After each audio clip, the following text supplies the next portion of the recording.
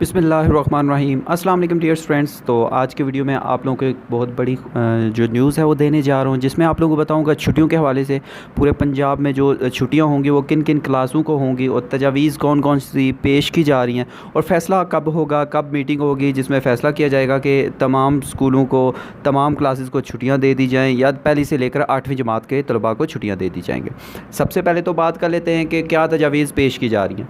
तो जो तजावीज़ हैं वो तैयार कर ली गई हैं। आप लोगों को विद नोटिफिकेशन विद प्रूफ के साथ दिखाऊंगा यहाँ पे कि जो 2 जुलाई से लेकर 2 अगस्त तक जो छुट्टियां देने की तजवीज़ है ये तैयार कर ली गई है, यानी कि 1 मंथ छुट्टियां दे दी जाएंगी। इस तरह की तजवीज़ जो है वो तैयार कर ली गई है। और आप लोगों को यहाँ पे न्यूज़ भी दिखाता हूँ, न्यूज़ चैनल पर भी ये न्यूज़ जो है वो आई है। यहाँ पे आप लोगों को स्क्रीनशॉट भी दिखाऊंगा साथ में।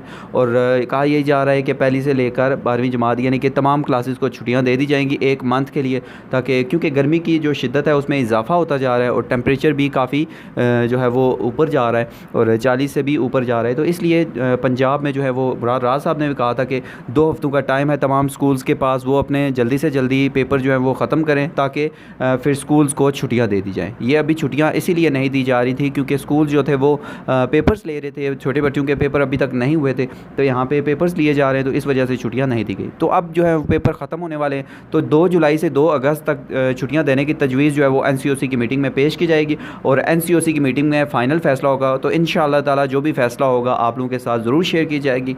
तो वीडियो को लाइक ज़रूर कीजिएगा और वेट कीजिएगा जब तक फ़ैसला होता है, तो इंशाअल्लाह ताला आप लोगों के साथ